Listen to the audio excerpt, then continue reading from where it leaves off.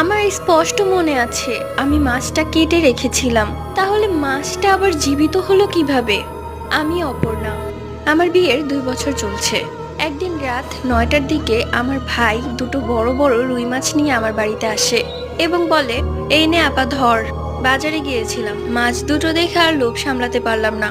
আর এত পানির দামে পেয়ে যাব ভাবতেই পারিনি, যার কারণে তোর জন্য নিয়ে নিলাম বলে ভাই আমাকে মাছ দুটো দিয়ে চলে গেল।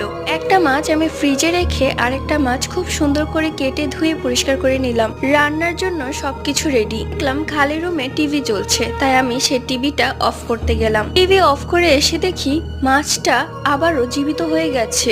কিন্তু এটা কি করে সম্ভব? আমি তো মাত্রই মাছটা কেটে রেখে গিয়েছিলাম। আমি গিয়ে ফ্রিজ খুললাম, দেখলাম আরো একটি মাছ জীবিত আছে। মানে দুটো মাছই জীবিত আছে। আর কিছু ভাবতে পারলাম না, অজ্ঞান হয়ে পড়ে গেলাম। পরবর্তীতে আমার স্বামী গেট ভেঙে আমাকে উদ্ধার করে।